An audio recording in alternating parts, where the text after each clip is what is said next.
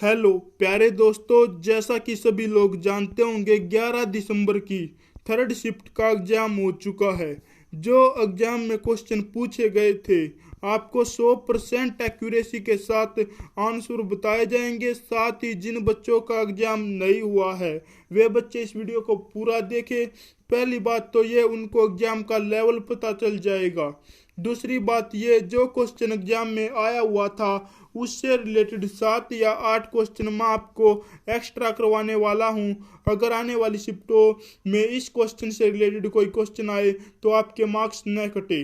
और अगर आपने ये वीडियो पूरा देख लिया तो आपके 7 या 8 मार्क्स आने वाली शिफ्टों में बन सकते हैं।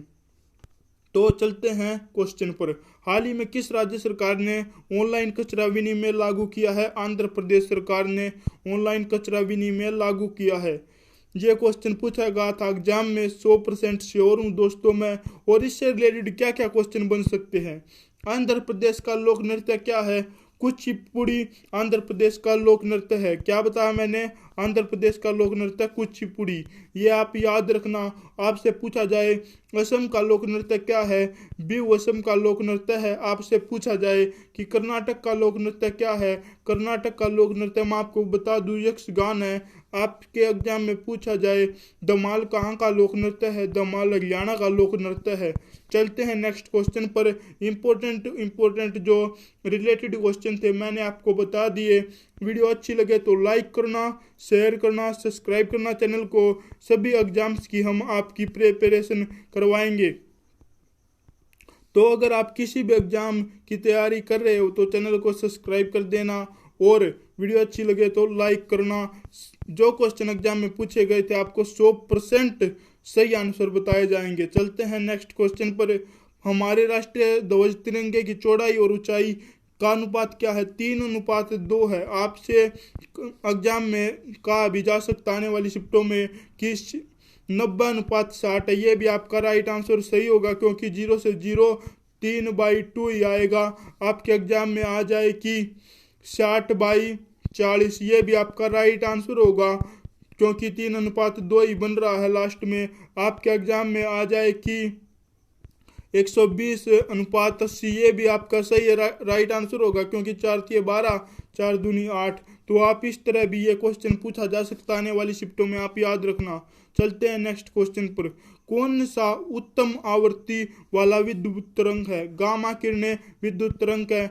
आपके एग्जाम में पूछा जाए कैंसर के इलाज में कौन सी किरणें यूज होती हैं? गामा किरणें यूज होती हैं। आप याद रखना, इंपॉर्टेंट क्वेश्चन ये बन सकता है कि कैंसर के इलाज में कौन सी तरंगें यूज होती हैं? गामा किरणें।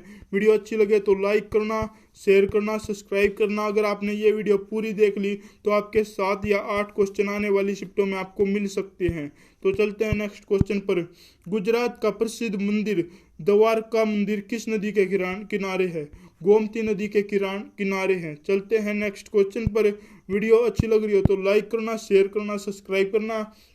आपने ये वीडियो पूरी देख ली तो आपके 7 या 8 मार्क्स बढ़ सकते हैं आने वाली शिफ्टों में। 124वां संविधान विधेयक किससे संबंधित है? आर्थिक आरक्षण से संबंधित है। आपके एग्जाम में पूछा जाए कि संविधान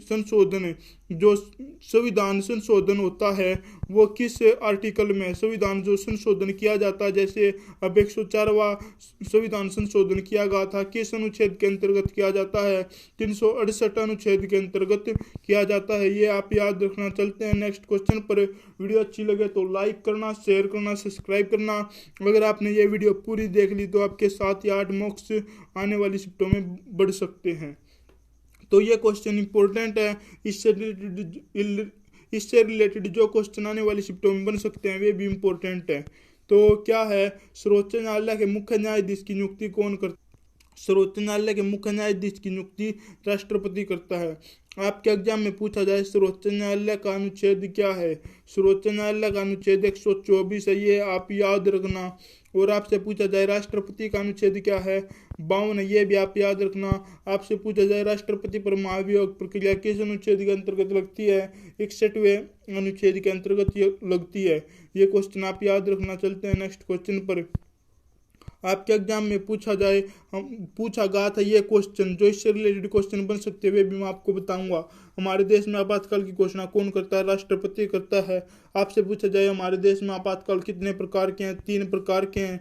352 आर्टिकल में वर्णित है, 360 आर्टिकल में वर्णित है, 356 आर्टिकल में वर्णित है। 352 आर्टिकल आपातकाल जब लग सकता है जब किसी बाहरी देश ने हमारे ऊपर आक्रमण कर दिया हो। 360 हमारे देश में आज तक नहीं लगा, वित्तीय आपातकाल है। 356 जैसे राज्य में गड़बड़ी चल रही हो, संविधान के अनुसार कार्य न हो रहा हो, तब 356 लगता है। आपसे पूछा जाए हमारे देश में कौन सा आपातकाल आज तक नहीं लगा? 360 आपातकाल आज तक नहीं लगा, वित्तीय आपातकाल है दोस्तों। वीडियो अच्छी लगे तो लाइक करना, शेयर करना, सब्सक्राइब करना। नेक्स्ट क्वेश्चन, मानव विकास सूचकांक में भारत का रैंक क्या है? मानव विकास सूचकांक में भारत का रैंक 118वां है। ये आप क्वेश्चन इंपॉर्टेंट था, आपको आने वाली शिफ्टों में भी रिपीट हो सकता है, आप याद रखना। चलते हैं नेक्स्ट क्वेश्चन पर। नेक्स्ट क्वेश्चन है हमारा, मैं आपको बता दूं, नेक्स्ट क्वेश्चन है मैथ के से रिलेटेड है। स्टेटमेंट दोस्तों डिफरेंस हो सकती है, परंतु क्वेश्चन इसी टाइप का आया हुआ था, मुझे ऐसा लगता है। एक दुकानदार ने अपने सामान पर क्रय मूल्य से 40% अधिक अंकित किया और 15% की छूट देता है, उसे लाभ कितना होगा? आपको ऐसा कोई क्वेश्चन आए तो आप 100 रुपये मान के चल लेना, और 40 रुपये अधिक अंकित करते, 40% अधिक अंकित करता है, यानी कि 100 पर 40 रुपये अधिक अंकित करता है। तो उसने क्या कहा कि 15% की छूट देता है। 140 का 10% 14 है, और 15% हमारा हो जाएगा 21 हो जाएगा। हम 140 में से 21 घटाएंगे क्योंकि 15% की छूट है। 10 में तो 1 गया 9, और 3 में 2 गया 1 और 1, 119। 100 रुपये की वस्तु उसने 119 रुपये में बेची 15% का छूट देकर भी। तो हमारा क्या राइट आंसर होगा? 19% उसने प्रॉफिट कमाया। ये क्वेश्चन आप याद रखना, इंपॉर्टेंट क्वेश्चन है। 19% उसने प्रॉफिट कमाया। चलते हैं नेक्स्ट क्वेश्चन पर। वीडियो अच्छी लगी तो लाइक करना, और क्वेश्चन समझ में न आए तो कमेंट जरूर करना। तो चलो, ये हमारा क्वेश्चन आ गया है। प्रथम 25 प्राकृत संख्याओं का योग बताओ। इंपॉर्टेंट क्वेश्चन है दोस्तों। प्रथम 25 प्राकृत संख्याओं का योग, इसका फॉर्मूला होता है, प्राकृत संख्याओं का योग याद करने का फॉर्मूला होता है n इंटू एन प्लस में 1/2। n इज इक्वल टू प्राकृत नंबर संख्याएं, यानी कि इसमें n क्या होगा? n बराबर 25। 25 गुणा 26 बटे 2, n इंटू एन प्लस में 1, 26/2, 13 आ गया। 13 पंजे 65, 6, 13 दूनी 26, और 6 हमारे कितने हो जाएंगे? 32। 325 आपका राइट आंसर हो जाएगा। 13 पंजे 65, 5 का 6 असल, 13 दूनी 26 और 6 32, 325 आपका राइट आंसर हो जाएगा। समझ में ना आया तो कमेंट करना, और वीडियो अच्छी लगी तो लाइक करना, और चैनल को सब्सक्राइब करना ऐसी वीडियो पाने के लिए। यदि 5 व्यक्तियों की औसत आयु 9 वर्ष है और एक व्यक्ति कम हो जाने से औसत आयु 7 हो जाती है, उस व्यक्ति की आयु बताओ। 5 व्यक्तियों की औसत आयु 9 है तो टोटल 45 हो गई। एक व्यक्ति कम हो गया। 4 व्यक्तियों की औसत आयु 7 है, टोटल हमारी 28 हो गई। तो अब हम क्या करेंगे?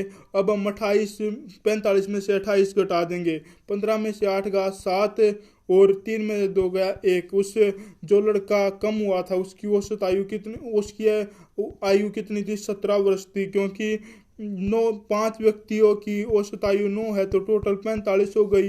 एक व्यक्ति कम हुआ तो 4 लड़के हो गए, 7, उनकी औसत आयु हो गई 28 हो गई। एक व्यक्ति के कम होने से आयु में फर्क कितना पड़ा? 15 में से 8 गया 7, 3 में 2 गया 1, 17। तो उस व्यक्ति की आयु कितनी थी? 17 वर्ष।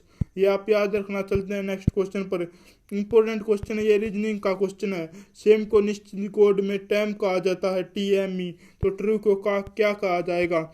मैं आपको बता दूं कि तीनों पिछले अक्षर सेम है, आगे जो अक्षर है वो डिफरेंट है। एस में अगर हम 1 जोड़ेंगे तो टी आएगा, तो ट्रू को हम क्या लिखेंगे? ट्रू को हम लिखेंगे टी के बाद क्या आता है? URUE। ये आपका राइट आंसर होगा।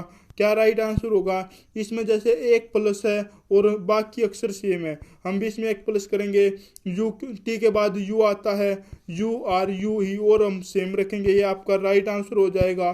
तो ये जो क्वेश्चन थर्ड शिफ्ट में पूछे गए थे ये मैंने आपको बता दिए।